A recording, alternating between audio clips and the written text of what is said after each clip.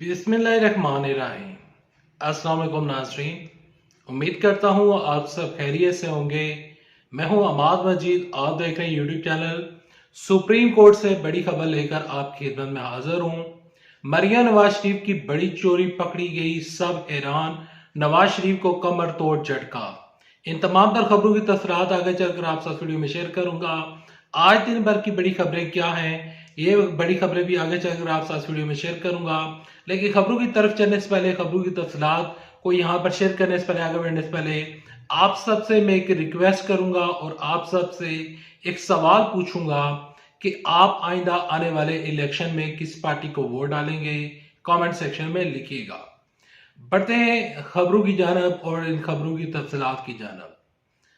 देखें, नवाज शरीफ साहब वो सोच रहे थे और उनके जहन में ये था कि मैं इलेक्शन अकेला लड़ूंगा, लेकिन आज तहरीक इंसाफ के काफी ज्यादा लोग और तहरीक इंसाफ के जो इत्तेहादी हैं उनके कागजात नामजदगी मंजूर हो चुकी हैं। राजब शारद के कागजात नामजदगी मंजूर हुए, शेख शी साहब के कागजात नामजदगी मंजूर हुए, शेख शी साहब के जो भतीजे हैं उनके कागजात नामजदगी मंजूर हुए, तहरीक इंसाफ के जो वकला हैं उनके भी कागजात नामजदगी मंजूर हो रहे हैं और लाहौर हाई कोर्ट इसके ऊपर फैसले सुना रहा है। लाहौर हाई कोर्ट में आज तहरीक इंसाफ ने एक दरख्वास्त जमा करवाई थी कि हमें भले का इंतखाबी निशान दिया जाए और पेशावर हाई कोर्ट का फैसला कलअदम करार दिया जाए, लेकिन तहरीक इंसाफ की इस दरख्वास्त को इंटरटेन नहीं किया गया और तहरीक इंसाफ की इस दरख्वास्त को नाकाबिल समाअत करार देकर लाहौर हाई कोर्ट ने मुस्तरद कर दिया।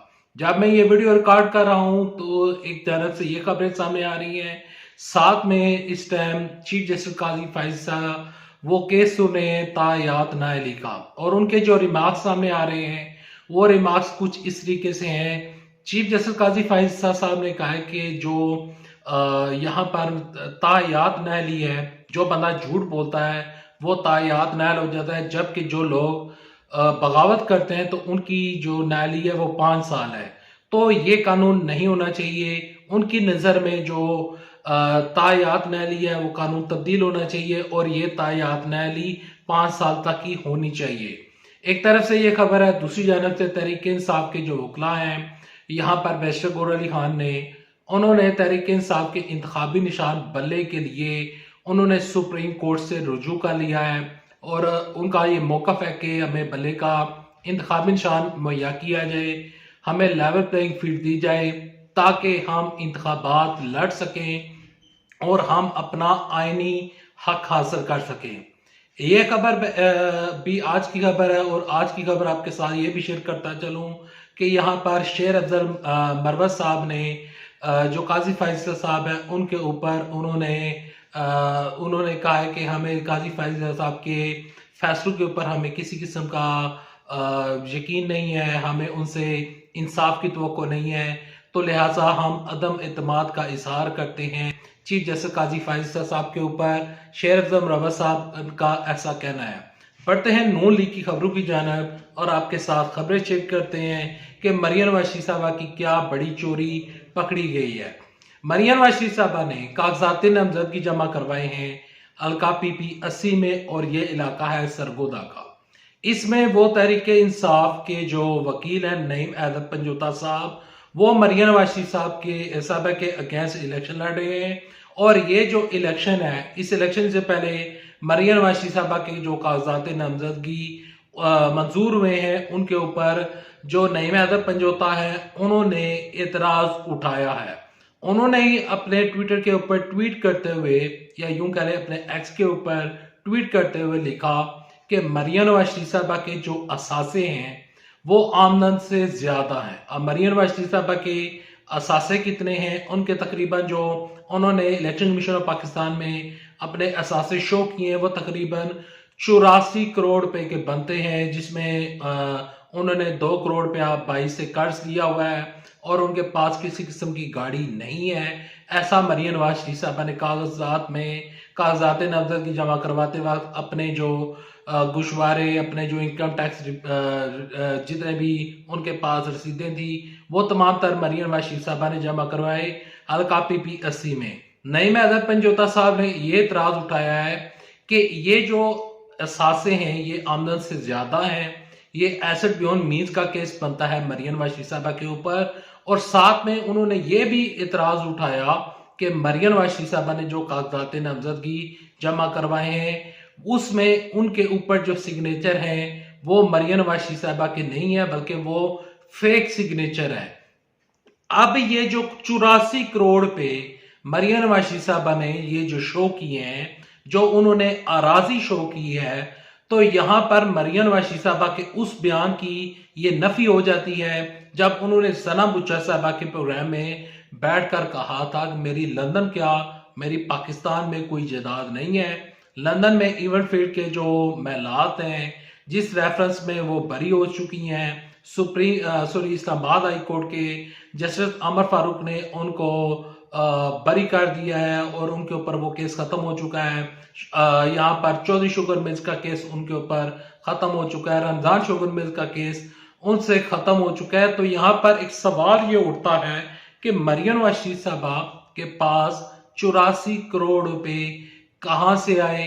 मरियम वाशी साहबा क्योंकि कोई काम नहीं करती, उनका कोई बिजनेस नहीं है, जितनी भी इनकी मिल्स हैं वो इनके वालिद के नाम है। इनके जो वालिद हैं वो ये कहते हैं कि मैं जद्दी पुश्ती अमीर हूं और मेरे आबाओ अजदाद के पास पैसा मौजूद था, जबकि मियां शबाशी साहब कहते हैं कि मेरे जो वालिद थे वो एक किसान थे और उनके पास किसी किस्म का कोई पैसा मौजूद नहीं था।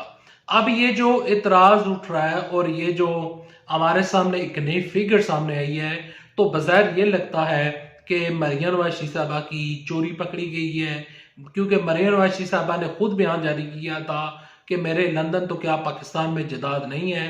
ये 84 करोड़ पे किधर से आ गए, ये अब इसके ऊपर एक सवालिया निशान बन रहा है। इसी वजह से तहरीक इंसाफ के जो वकील हैं नईम हैदर पंजोता साहब, उन्होंने एतराज उठाया और वो इसके ऊपर एतराज उठा रहे हैं।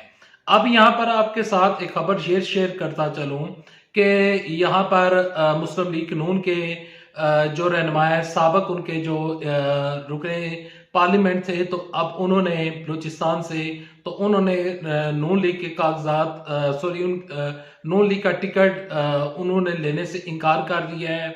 इसके अलावा नून लीग के एक रहनुमा मेरे जहन से उनका नाम निकल चुका है, मैंने पिछली वीडियो में आपके साथ शेयर किया था।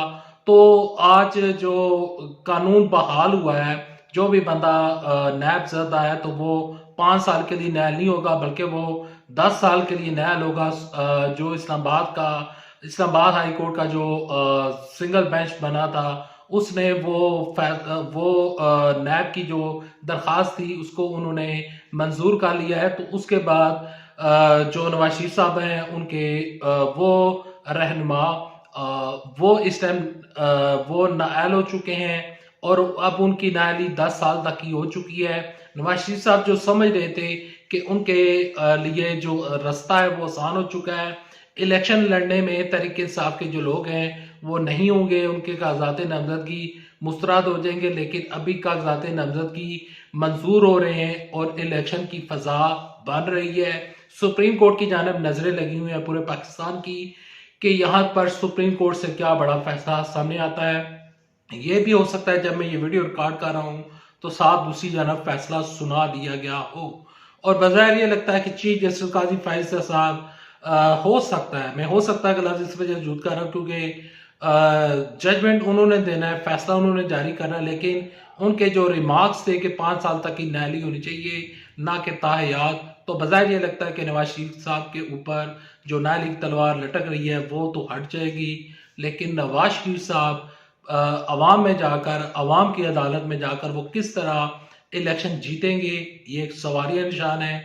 क्योंकि कराची से खैबर तक जितने भी सर्वे रिपोर्ट्स मेरे पास आए, मैंने आपके साथ शेयर किए, उसमें तहरीक इंसाफ की अक्सरियत वाज़े नजर आ रही थी। Thanks for watching this video. For more videos and news update don't forget to subscribe this channel. Allah हाफिज, पाकिस्तान जिंदाबाद, अफवाज पाकिस्तान जिंदाबाद। जाते जाते एक दफ़ा फिर माजूर करना चाहूँगा कि मेरी तबीयत बहुत ज़्यादा ख़राब है। इस वीडियो को बनाते वक्त मेरा गला भी साथ नहीं दे रहा, बुखार भी है और तबीयत नासाज है। दुआ कीजिएगा मेरे लिए और पाकिस्तान की सलामती के लिए। अल्लाह हाफिज, पाकिस्तान जिंदाबाद, अफवाज पाकिस्तान जिंदाबाद।